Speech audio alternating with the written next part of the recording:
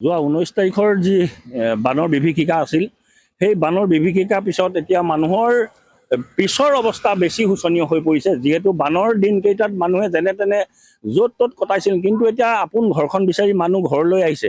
কিন্তু এতিয়া ঘৰ বিচাৰিবলৈ আহিও তেওঁলোকে নিজৰ যিখন আপোন ঘৰ তাত মানুহ থাকিব পৰা নাই।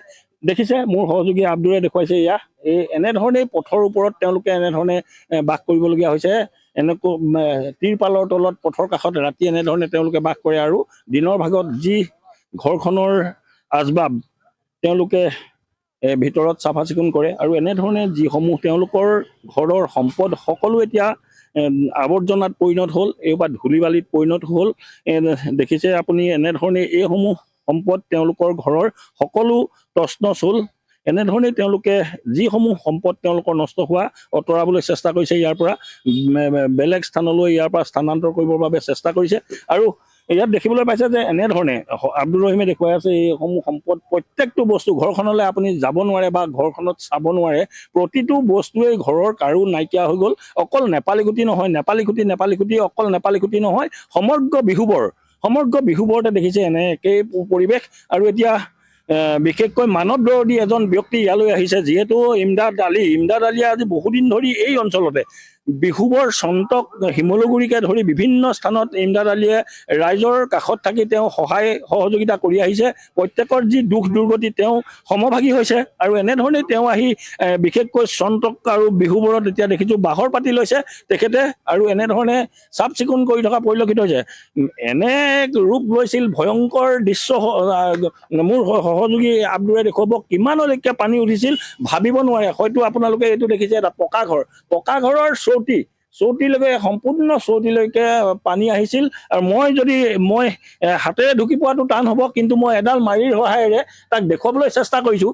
এয়া দেখিছে মই যিমানখিনি ওখ মোতকৈও অধিক ওপৰলৈ ইমানটো স্থানলৈকে ইয়াত মাটিৰ চিন দেখিছে, এই চিনলৈকে পানী হৈছিল। আৰু ইয়াত কেনে অৱস্থা হ'ব পাৰে সেয়া প্ৰতিদিন টাইমৰ দৰ্শকে দেখিবলৈ পাইছে এই দৃশ্যসমূহ, আৰু কেনে অৱস্থা হ'ব পাৰে সেয়া ভাবিব নোৱাৰা এক অবৰ্ণনীয় পৰিস্থিতিৰ সৃষ্টি হৈছিল বিহুবৰত। আৰু অকল বিহুবৰ নহয়, সমগ্ৰ শিৱসাগৰ জিলাতে হৈছিল। কিন্তু এতিয়া দেখিছে এনেধৰণে এইসকল লোকৰ ঘৰত এনেধৰণে এই সকলো আচবাব তেখেতলোকৰ নষ্ট হৈছে। আপুনি অকণমান ওচৰলৈ আহিলে ভাল হ'ব দাদা, আপুনি অকণমান ওচৰলৈ আহক। যিহেতু আপুনি ঘৰৰ গৰাকী হিচাপে আপুনি সেইটো দিনত বিভীষিকাময় দিনটোত কেনেধৰণে আপোনালোকে পাৰ কৰিছিলে আৰু ক'ত থাকি আপোনালোকৰ জীৱন বচালে? পানী সোমাবৰ টাইমত আমি বৰ্তমান ঘৰতে আছিলোঁ। তাৰপাছত যান বচাবৰ কাৰণে এখন ডাম্পাৰ আছিলে আলিকিনত, ডাম্পাৰখন উঠি পিনি যান বচাইছোঁ আমি। এতিয়া ঘৰৰ পৰিয়ালটো থানা পুলিচৰ এখন আছিলে, পুলিচৰ গাড়ীত পঠিয়াই দিলোঁ ওপৰলৈ। ক'ত থাকিলে পুলিচৰ গাড়ীত ওপৰত গৈ পেলাই আগত বিহুবৰ যিটো আমাৰ ডেলিভাৰী আছে, ডেলিভাৰী ওচৰত এখন জেগা খালী আছিলে, তাত থাকিলে গৈ পেলাই। সেই দিনটোত গৰু ছাগলী বা আপোনালোকৰ ঘৰৰ সকলো সম্পদেই নষ্ট হৈছে? একো নাই বস্তু, চব জিৰ' বস্তু একেবাৰে। এই অঞ্চলটো কেনেকুৱা পৰিস্থিতি হৈছিল বা কি হৈছিলে আপুনি কি চকুৰে দেখা পাইছিল? চকুৰে দেখা মানে যিমান আছিলে আমাৰ সা সম্পত্তি যিমান আছিলে একো নাইকিয়া, চব জিৰ' কৰি দিলেগে বস্তু বাহানি।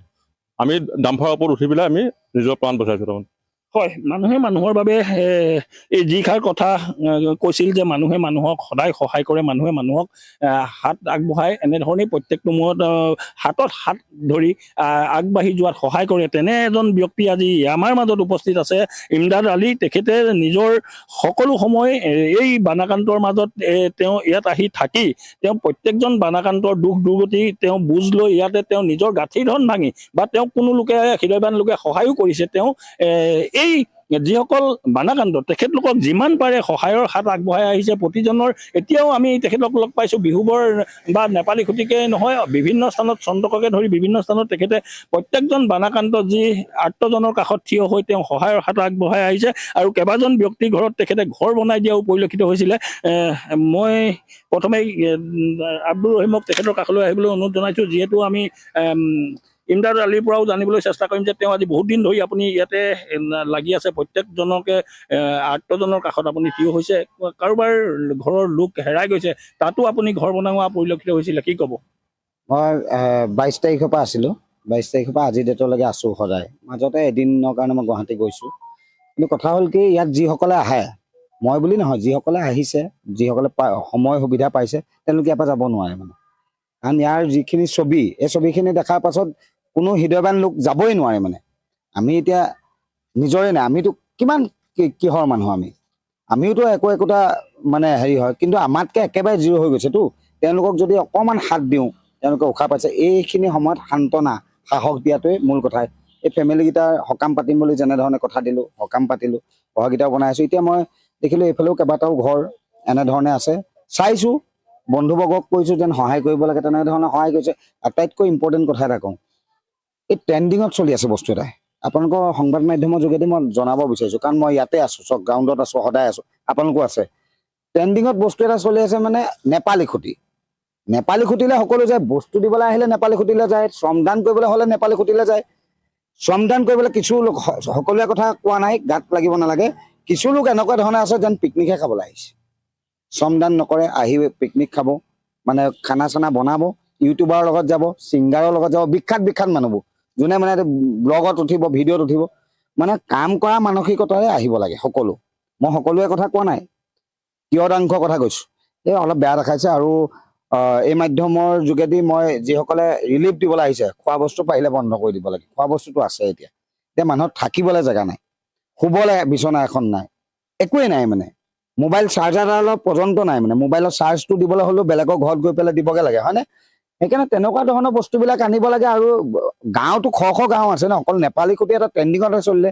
এখন চিলনী এটা ডাঙৰ এৰিয়া, মানে ডাইৰেক্ট ভাৱে নেপালী। আৰু এটা মানে কিছুমান মানুহ আহে, মোলৈ বহুত ফোন আহিছে, পানী ক'ত আছে, পানী নাৱত যাব লাগে, মানে ফটো এখন ভাল উঠিব, মানে ভিডিঅ' ভাল উঠিব। মোক বহুতে গালি পাৰিব এতিয়া কথাটো শুনি, কিন্তু অপ্ৰিয় সত্য কথা হয়। এইবিলাক বাদ দিব লাগে। মানুহে মানুহৰ বাবে কাম কৰিবলৈ যিকোনো এখন গাঁৱত সোমাই দিয়ক। শিৱসাগৰ শেষ, আমি বহুত ভালকে আছো, যোৰহাটো অলপ মোটামুটি ভালকে আছো, ক'ৰবাত বহুত বেয়া পৰিস্থিতি হৈছে, কিন্তু শিৱসাগৰখন মোটামুটি শেষ। আপুনিতো ঘূৰিয়ে ফুৰিছে, কান্দিবলৈ পাহৰি গ'ল তেওঁলোকে। প্ৰতিটো পৰিয়ালে কান্দে যেন, মানুহে কান্দিবলৈও পাহৰি গ'ল, কাৰণ একোৱেই নাই। তেওঁলোকে আগফালে বহি থাকে, আগতে খানাটোৰ কাৰণে ৰখি থাকে ন, যেন আমাক কিবা আহিব, খাদ্য বস্তু আমি ল'ম। এতিয়া ৰখি থাকে, কোনোবাই যদি তুলি এখন আনে আমি শুব পাৰিম, কোনোবাই যদি গাৰু এটা আনে আমাক লাগে, কোনোবাই যদি কেৰাহী এখন লাগে আনে আমি চব্জিটো বনাই খাব পাৰিম। কিমান ৰাস্তাত খাই থাকিম। এই এনেকুৱা ধৰণৰ বস্তুবোৰ দুখ লাগিছে। আৰু আশীৰ্বাদ কৰিব যাতে মই যিখিনি টাৰ্গেট লৈছোঁ, ঘৰ 10টা 12টা বনোৱা, সেইখিনি যাতে সম্পন্ন কৰিব পাৰোঁ।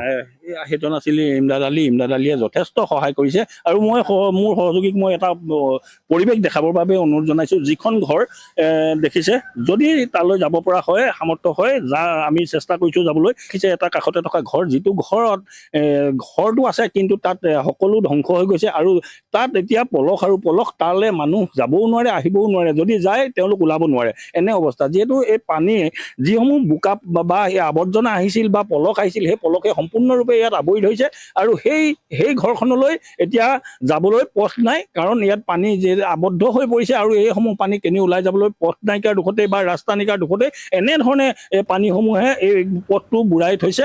আৰু অন্যহাতে আৰু আজিৰ দিনটোত নাজিৰাৰ পৰিৱেশ আমি আপোনালোকক দেখুৱালোঁ আমাৰ সাংবাদিক মনোজ দত্তৰ জৰিয়তে। আৰু 19 জুলাইত সেই যি অভিশপ্ত দিনটো আছিল, আজিৰ দিনটোত 1 মাহ সম্পূৰ্ণ হৈছে। আৰু যি প্ৰলয়ংকাৰী বানে উজনি 3খন জিলা সকলো শেষ কৰি থৈ গ'ল, বিশেষকৈ শিৱসাগৰ জিলাখন সম্পূৰ্ণৰূপে বিধ্বস্ত কৰি থৈ গ'ল। আজিৰ দিনটোতো মানুহৰ আচলতে দুখ দুৰ্দশাৰ মাজতে থাকিবলগীয়া হৈছে।